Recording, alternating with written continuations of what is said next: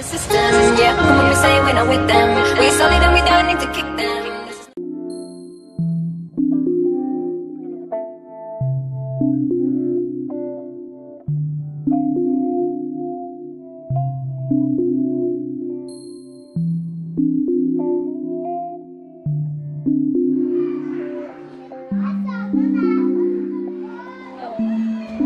Eu nasci em Minas Gerais, Juiz de Fora.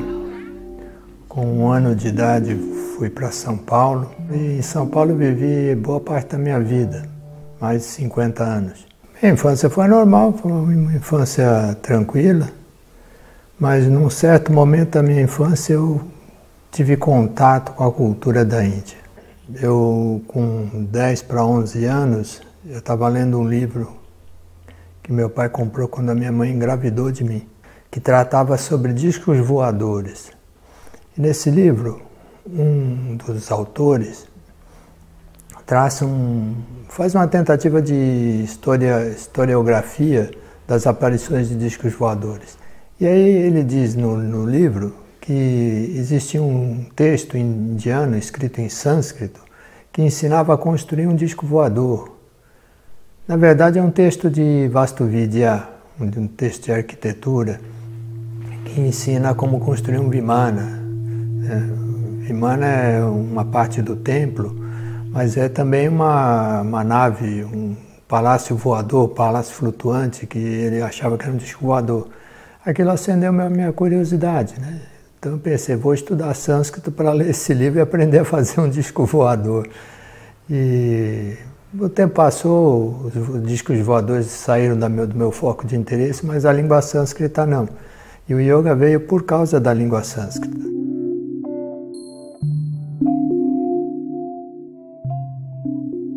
Eu fiz o curso de sânscrito da Universidade de São Paulo. Na época que eu fiz, prestava vestibular para sânscrito. E a maior parte dos meus colegas fantasmas, que não apareciam no curso, era o time de futebol de letras da Universidade de São Paulo, que prestava o vestibular porque era fácil entrar no curso de sânscrito, ninguém queria fazer curso de sânscrito, né? Então, mas eu fiz o curso aqui no Brasil e demorei para ir para a Índia, demorei para visitar o país de origem do yoga. Mas eu comprei muitos livros, importei muitos textos da Índia e fui fazendo meus estudos por minha conta, né? Lá no Centro de Estudo de Yoga Narayana, a professora Maria Helena de Bastos Freire, já falecida, é uma pessoa que tinha muito interesse em dar profundidade nos cursos, na formação de instrutores de yoga. E ela tinha muitos livros e me emprestou vários livros desses. Então, muitas das leituras que eu tive no começo foram leituras da biblioteca dela, né? Então, ela me deu um apoio muito grande no começo dos meus estudos.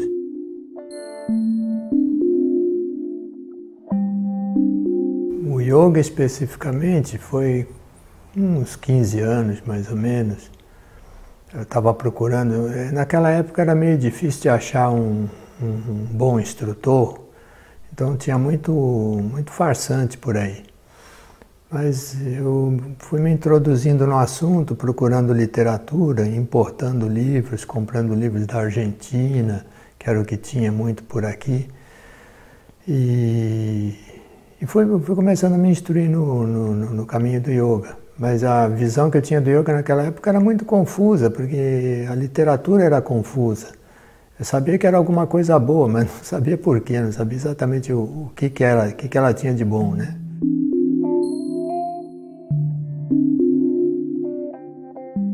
Os alunos começaram a me cobrar uma tradução.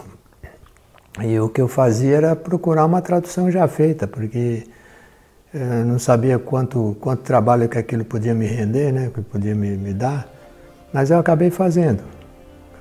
Tardei um pouco, mas fiz. Foi um trabalho de pesquisa que me afastou um pouco das traduções existentes, mas por outro lado, com a leitura que eu fiz, eu consegui entender melhor os Sutras de Patanjali. E, portanto, os meus leitores conseguiram entender melhor também os Sutras de Patanjali. O que eu fiz para os meus 30, 40 alunos desfrutarem daquela tradução e eu poder dar minhas aulas.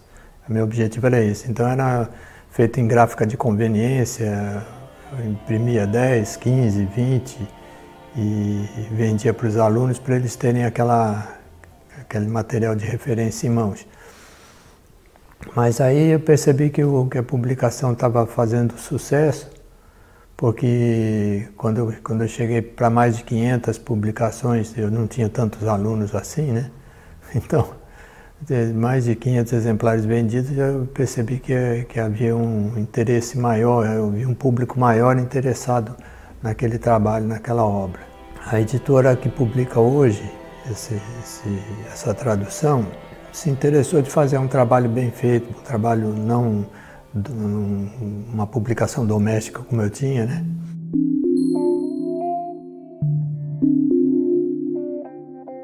Olha, o yoga, na verdade, ele nasce de uma metáfora, porque a raiz yud, que dá origem ao termo yoga, ela significa uso, ajustamento, adequação, e originalmente ela designava o atrelamento dos cavalos, da parelha de cavalos à carruagem, né? Então era uma designação bem técnica, bem prosaica, né? Mas esse termo foi usado figurativamente para representar o atrelamento da mente, em lugar dos cavalos, à carruagem que era o si mesmo, o Atma. Isso aparece inicialmente num verso do Rig Veda, o verso 1 do hino 81 do quinto Mandalam do Rig Veda. Isso evoluiu, essa mesma frase foi aparecer depois num conjunto de 5 frases, numa sequência de 5 frases. Isso aparece no Yajurveda branco, na recensão madhyandina, e que mostra que a ideia evoluiu, né? Ela se desenvolveu um pouco mais. Mas esse atrelamento ali no Yajurveda ainda está ligado muito ao ritualismo, porque o Yajurveda é o Veda do ritual de sacrifício, do Yajna, de onde ele tira o nome Yajurveda, né? Então, ali nós percebemos que a ideia do yoga como ajustamento do indivíduo a si mesmo começa a ganhar corpo. Mas isso só aconteceu de fato nas Upanishadas, né? Nas Upanishadas o yoga se torna o ajustamento do eu a si mesmo explicitamente, né? Da mente, dos sentidos controlados pelo si mesmo, pelo Atma. Então isso vai aparecer efetivamente na Shvetashvatara Upanishad, em um conjunto de 15, 16 frases, que já é um rudimento da doutrina do yoga. Onde o yoga em resumo, é simplesmente o assentamento da mente sobre o si mesmo, sobre a nossa natureza autêntica, a nossa verdadeira natureza. E isso vai ser detalhado na Bhagavad Gita, que vem depois da Shvetashvatara Upanishad. E da Bhagavad Gita isso salta mais 200, 300 anos, salta para os Sutras de Patanjali, onde ele ganha forma final como doutrina. E daí para frente essa doutrina foi fixada nesse formato dado por Patanjali. Então é um caminho, um trajeto que tem pelo menos uns 2000 anos, porque o Mandala 5 do Rig Veda é um dos mais antigos. E a primeira aparição, primeiro germe da ideia já estava ali, da ideia do yoga já estava ali. Então o yoga levou uns 2000 anos para se desenvolver, para ganhar o formato doutrinário, pelo menos isso.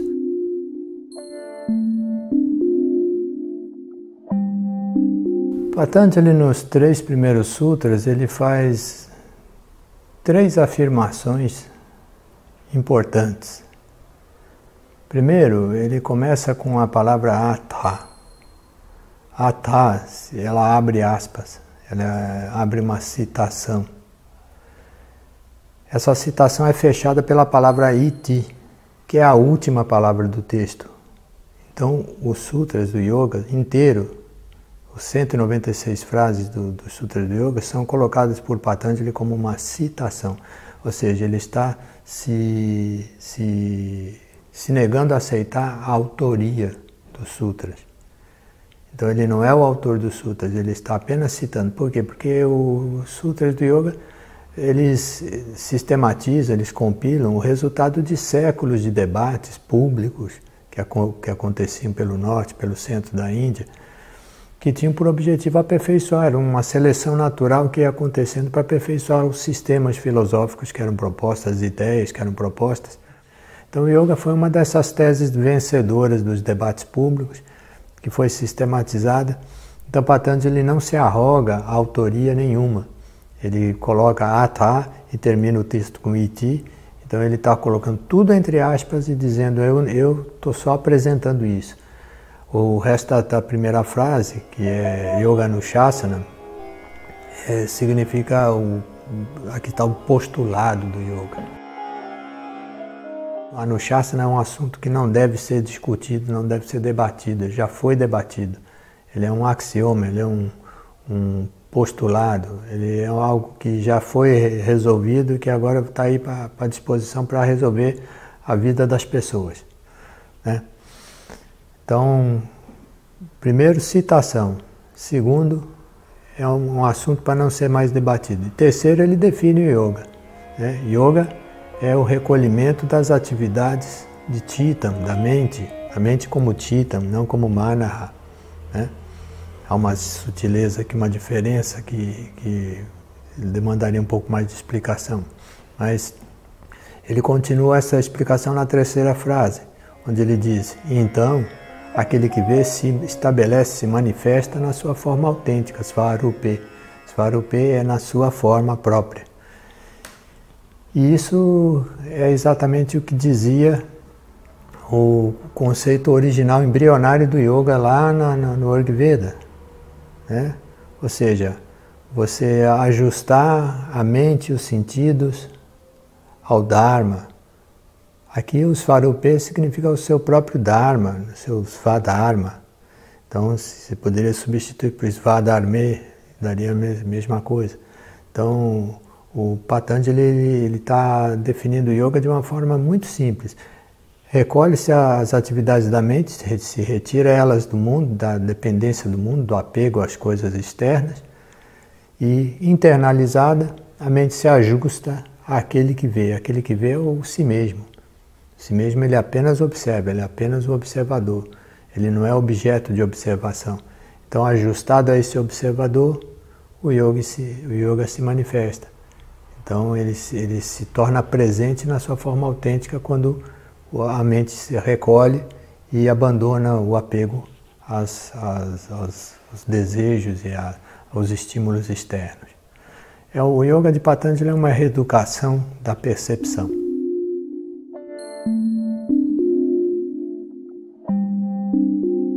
A mente tem um funcionamento curioso. A mente na Mandukya Upanishad é apresentada como um elemento intermediário que se coloca entre o eu do corpo e o eu do coração. O eu do coração está acima, o eu do corpo está abaixo e a mente está no meio.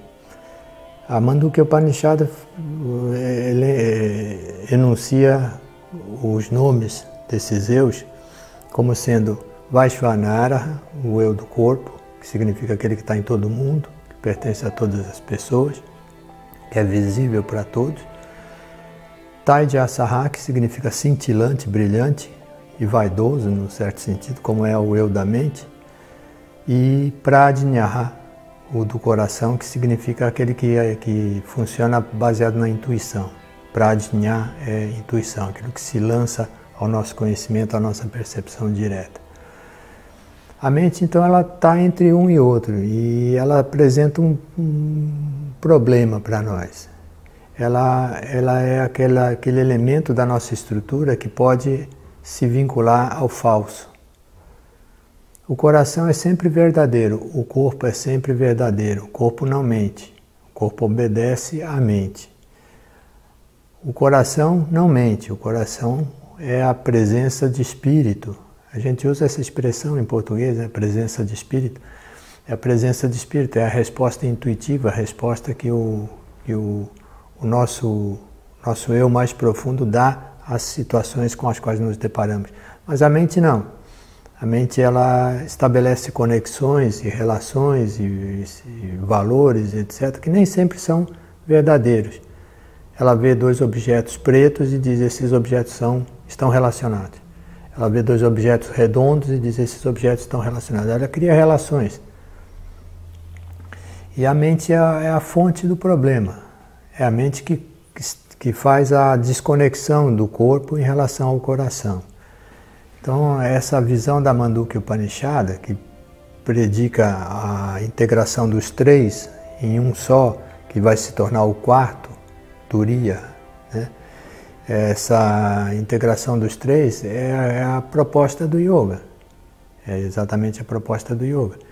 Então, a mente é apresentada por Patanjali como um núcleo dentro de nós, que é um núcleo que se vincula aos objetos e às ações, aos objetos externos e às ações que nós pretendemos realizar. E esse núcleo não é um só, ele é uma multiplicidade, é uma grande quantidade de núcleos.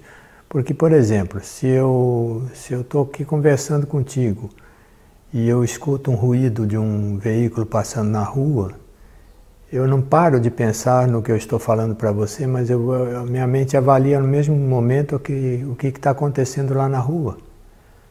E a minha memória me chama aqui para um evento que aconteceu ontem e outros estímulos, o frio, o calor. Tudo isso vai acontecendo simultaneamente e a mente vai tratando todos esses estímulos, todas essas ideias como núcleos independentes, como se fossem indivíduos independentes, vinculados por um princípio que se chama Ahankara, que faz com que todos eles digam que sou eu. Então, não importa quantas ideias diferentes estão concorrendo dentro da minha mente, pedindo a minha atenção, todas elas dizem que sou eu que estou querendo a atenção. Então esse é o funcionamento da mente. A mente não funciona exatamente como uma máquina unificada, integrada, mas ela funciona mais como um parlamento, como uma assembleia de núcleos distintos que correspondem a ideias que foram compostas na nossa mente ao longo da nossa vida.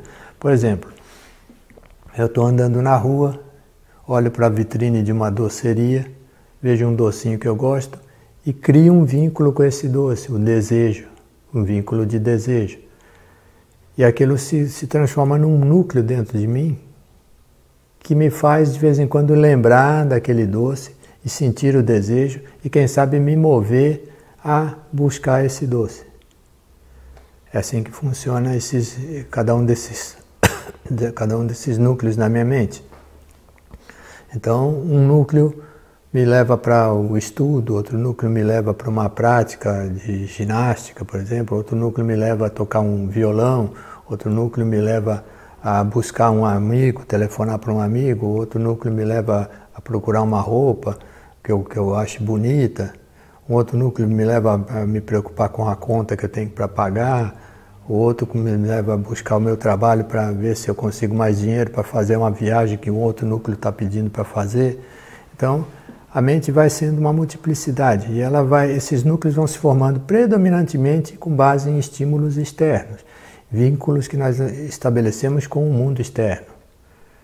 Daí a necessidade que Patanjali diz de recolher as atividades da mente, recolher as atividades do Chitam, e Chitam é o nome desse núcleo, recolher as atividades da mente de modo que o eu profundo possa se manifestar, possa dar as caras e dizer, peraí, eu é que comando isso aqui. Quem é o comandante? O comandante sou eu. Esse núcleo ele diz lá no 4º capítulo, entre muitos titânios, muitos núcleos mentais, esse é um que tem a capacidade de promover o Nirodhana, o recolhimento. Ele é aquele que é capaz de fazer o recolhimento e fazer manifestar-se dentro de nós o eu verdadeiro, a nossa verdadeira natureza. Então esse núcleo central, esse núcleo que é o único que tem acesso ao coração, esse núcleo básico da nossa mente, ele é nossa âncora, o nosso fundamento. É nele que nós devemos nos apoiar. Se nós nos apoiamos nele, os outros gravitam em torno dele como uma nuvem, que Patanjali chama de nuvem do Dharma.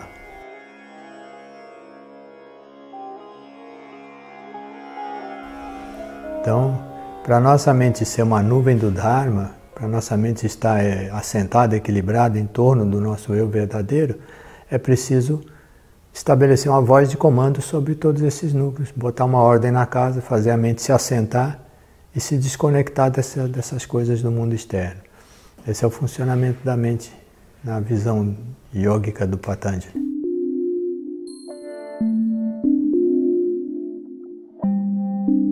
As duas pernas do yoga são abhyasa e vairagya, desapego e exercício continuado, repetição.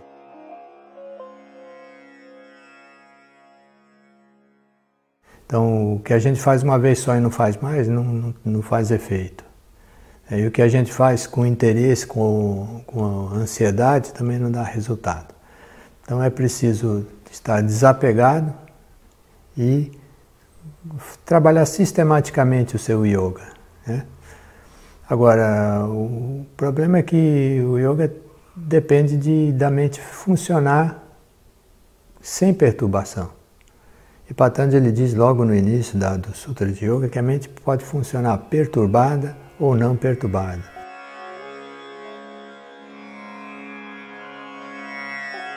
Klishtaha ou aklishtaha. Então, a mente perturbada é uma mente tomada pela ignorância, pela avidya. Avidya é falta de sabedoria. E o que poderia vencer a falta de sabedoria? Porque a falta de sabedoria invoca outras perturbações, né? Como asmita, a egoidade, raga, que é desejo, dvesha, que é aversão, ou abhinivesha, que é o desejo de fazer parte.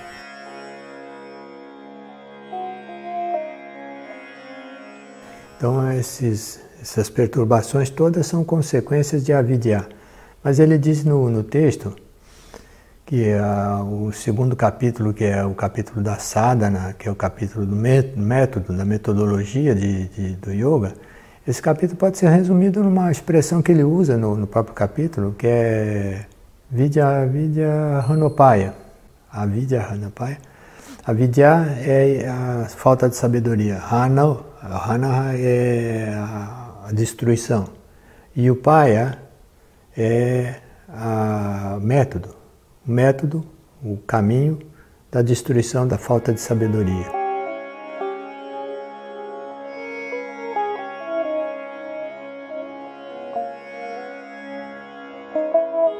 Então, a Vidya Hanupaya, quem promove a Vidya Hanupaya, quem é a única força capaz de produzir isso, é Viveka, é o discernimento.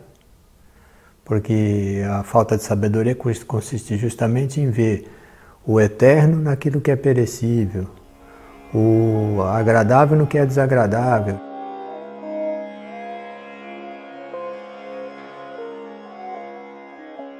E assim por diante, quer dizer, você vê de olhos fechados.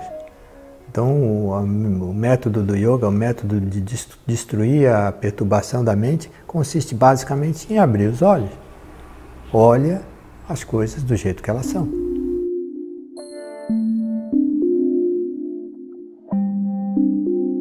Os componentes do yoga, os 8 componentes do yoga que caracterizam o Ashtanga Yoga, né, o yoga de 8 angas, 8 componentes, são o compromisso que o yoga doutrinário tinha com a visão embrionária do yoga doutrinário que aparece no Rigveda, que aparece no Yajurveda e que aparece nas Upanishads mais antigas. Então, essas Upanishads, como a Shvetashvatara Upanishad, ela fala sobre buscar um assentamento, um assento confortável. Não é uma postura corporal confortável, mas um assento confortável, onde a mente não encontre elementos de distração, controlar o prana e o apana, né? Junto com o ar que circula pelo nariz, e E assim por diante, quer dizer, são os elementos básicos de recolher os sentidos e a mente, trazer os sentidos e a mente para dentro, para alcançar a tranquilidade necessária para vislumbrar e para manifestar o eu verdadeiro que há dentro de nós, porque ele é extremamente sutil, mais sutil do que o sutil, mais leve que o mais leve. Nas Upanishads ele é descrito como algo extremamente sutil e delicado, né? E que se a gente não tiver tranquilidade na mente, a mente não reflete, não expressa esse eu verdadeiro, essa nossa natureza interna. Então os 8 angas são o conjunto alternativo ao Viveka. Porque o método de Patanjali, eu acho que com mais justiça seria o Viveka. Para dizer que o método de Patanjali são os 8 angas não foi Patanjali que apresentou. Os 8 angas já existiam na literatura anterior, já existiam embrionariamente, ele só sistematizou. Mas o que seriam esses 8 angas? Seria um conjunto de práticas simultâneas.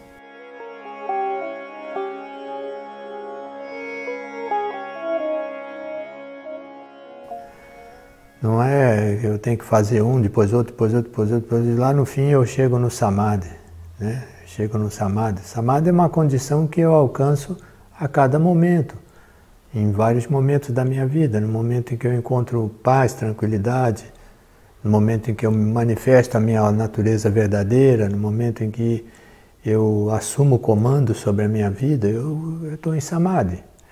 Então, Samadhi não é o último passo de uma sequência de passos, ele é um passo que se dá junto com os outros.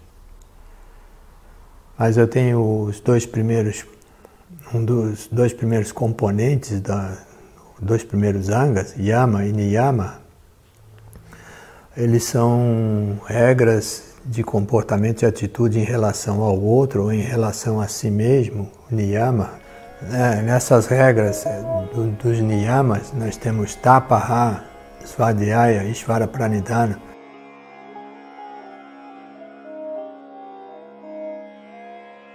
Que são chamados por Patanjali de Kriya Yoga, o yoga do fazer, o yoga da ação. Ou seja, o ajustamento da ação, que está dependendo de Tapaha, que é purificação. Tapaha significa queimação, mas é traduzível por purificação, porque purificação se fazia pelo fogo. Svadhyaya, que é o estudo por si próprio, ou seja, você aprender as coisas com a sua inteligência, não com a inteligência dos outros. E o Ishvara Pranidhana, que é a entrega ao Ishvara, erroneamente tratada como se fosse entrega a Deus, porque a visão do religioso cai direto, Ishvara é sinônimo de Deus, né? Os jesuítas, quando traduziram a Bíblia para o sânscrito, traduziram Deus por Ishvara. Então, Ishvara é aquele que tem a vontade. A entrega a Ishvara é a entrega ao Atma, ao Paramatma, o Atma supremo dentro de nós, o si mesmo mais profundo que nós temos dentro de nós. Então, isso é a forma primitiva do yoga, esses 3 componentes do segundo anga, já são por si só o yoga. Então ele resume todo o yoga, e é o que Patanjali chama de Kriya Yoga, ou seja, o ajustamento da ação, do fazer.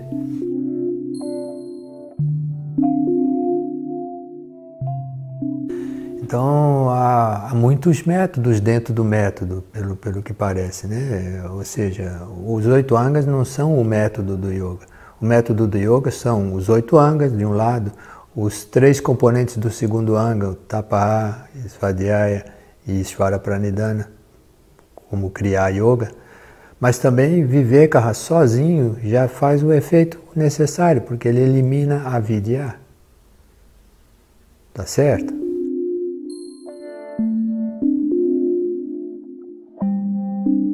A reflexão é o caminho mental para desenvolver o Viveka, né? Para desenvolver o discernimento. Porque o que deixa o discernimento de fora da nossa mente é o apego às explicações e justificativas que a própria mente teceu para nós. Então, quando eu me desapego dessas opiniões que eu firmei, que eu fechei dentro da minha mente, e começo a pensar como outra pessoa, começo a refletir. A reflexão é justamente esse exercício de imaginar outras opiniões, discordar da nossa própria opinião para ver se ela tem sustentação ou não. Então, quando a gente faz essas reflexões, a mente às vezes encontra um conforto maior, uma estabilidade maior, numa outra visão que não é aquela que ela estava defendendo antes. Na tradição sânscrita não existe o bem e o mal, existe o verdadeiro e o falso. O falso é sempre o ruim, é sempre o mal, é sempre o errado. O falso, por definição, é algo que não existe. Se não existe, não pode dar sustentação para a minha vida. Eu não posso me apoiar sobre nada. Eu tenho que me apoiar sobre verdades, sobre o elemento verdadeiro. Isso é um axioma do hinduísmo que está até no brasão nacional da Índia, Satyameva Jayate, somente a verdade vence. Na Anurtam, continua a frase lá na Mundaka Upanishad, onde foi extraído isso. Então, a verdade é um valor importantíssimo dentro do hinduísmo, e dentro da tradição do yoga ela é imprescindível. Porque o que eu preciso é manifestar, o meu eu se manifestar no seu svarupam, na sua forma autêntica, na sua forma verdadeira. Então eu tenho que ser verdadeiro, senão eu não sou um yogi.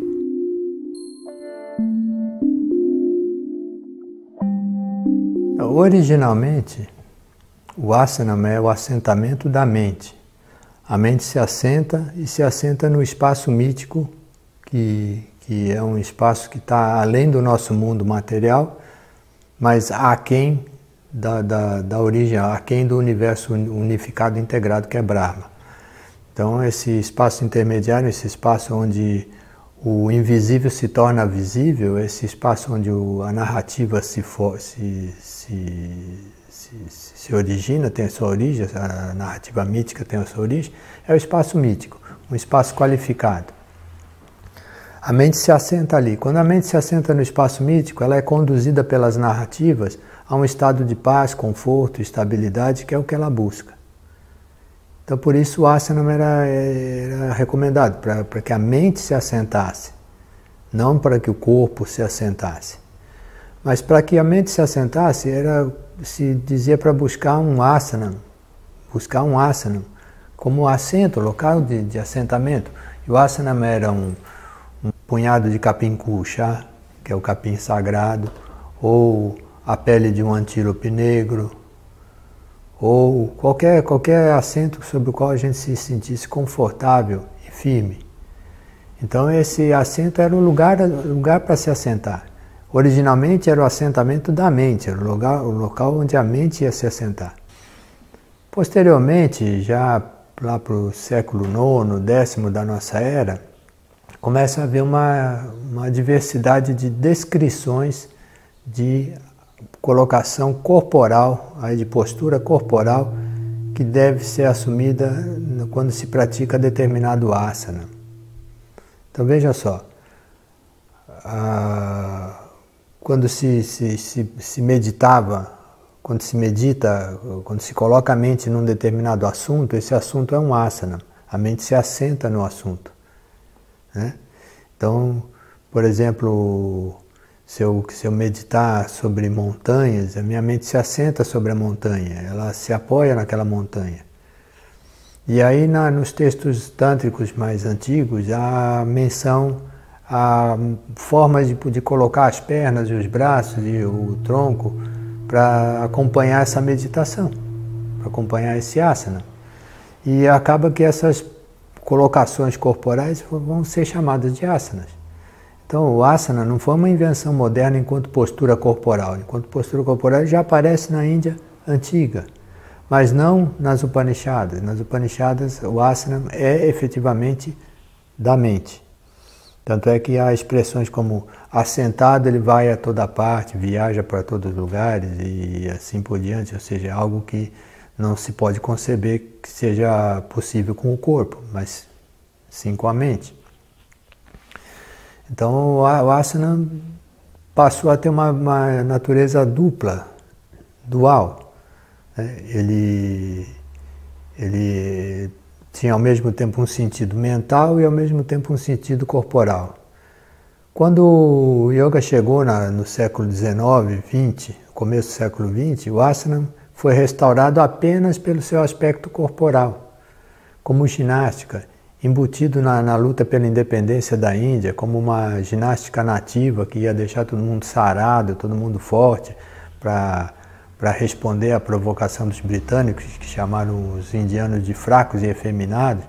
Então o asana era uma ginástica que ia ser colocada a serviço do processo de luta pela independência da Índia. Então o yoga virou ginástica corporal por causa dessa luta pela independência, por causa de uma distorção que houve na interpretação dos freedom fighters, né, dos lutadores pela independência, que começaram a exagerar no foco do fisiculturismo baseado no yoga.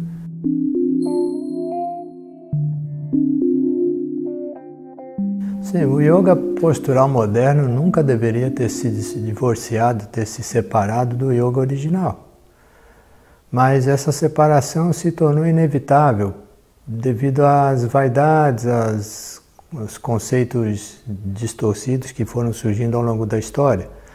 Então, por exemplo, o fato de se acreditar que existem vários tipos de yoga diferentes, isso atrapalha as pessoas, porque yoga é um conceito genérico, é um conceito de ajustamento de si a si mesmo, que não depende de opinião de um instrutor ou de outro, de um mestre de outro, não depende da opinião de ninguém, depende apenas da nossa busca interna por essa identidade real, a nossa identidade real. Isso é o yoga. Todo o resto é interpretação, todo o resto é visão parcial, todo o resto é visão de terceiros, de outras pessoas, que não é nem a minha personalidade, nem a minha mente, nem o meu eu verdadeiro, nem o meu si mesmo lá dentro, o Atma lá dentro de mim, mas é um terceiro elemento que não tem nada a ver com a minha vida. Então o yoga postural moderno se divorciou da sua origem, da sua fonte, por várias razões, mas principalmente pela razão da luta pela independência da Índia, né? E ele precisa, para dar sustentação, para dar satisfação real para as pessoas, mais do que trazer saúde, trazer tranquilidade corporal, ele deve se juntar à sua forma original para trazer saúde espiritual, para trazer equilíbrio espiritual para a vida da gente. As pessoas hoje têm medo de falar em espírito, têm vergonha de falar em espírito, mas o espírito é o sopro, é o modo de ser, é a maneira como nós nos movimentamos, como nós agimos, como nós desempenhamos a nossa vida, nossas tarefas, nossas atividades no mundo. Então, está na hora da gente recuperar essa vida espiritual, essa identidade espiritual. E o yoga é um caminho muito bom para isso.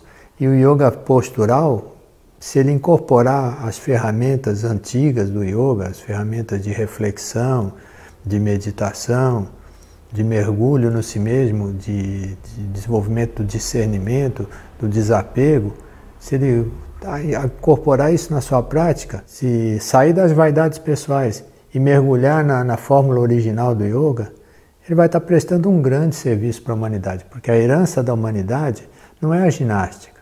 A herança da humanidade é o encontro real do ser consigo mesmo, o encontro, a confluência final da minha vida, de cada um dos meus atos, para o meu dharma, para a minha natureza intrínseca, para o meu compromisso com a natureza, para que eu possa, de fato, dizer para que eu vim aqui, por que eu nasci, para eu ter uma resposta para isso. O yoga nos dá essa resposta. Então, por que fechar os olhos para isso? Por que ignorar essa parte, porque é a parte mais bonita, mais importante que o yoga tem para nos oferecer, né?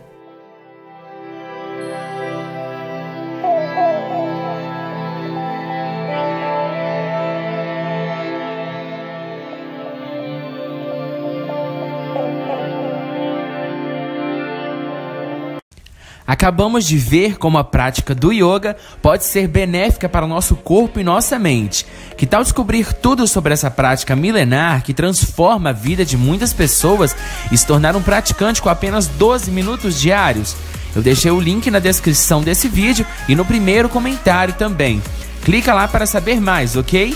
Esse foi o vídeo de hoje. Deixe aquele like, compartilha e se inscreva no canal e conheça o lado zen da vida.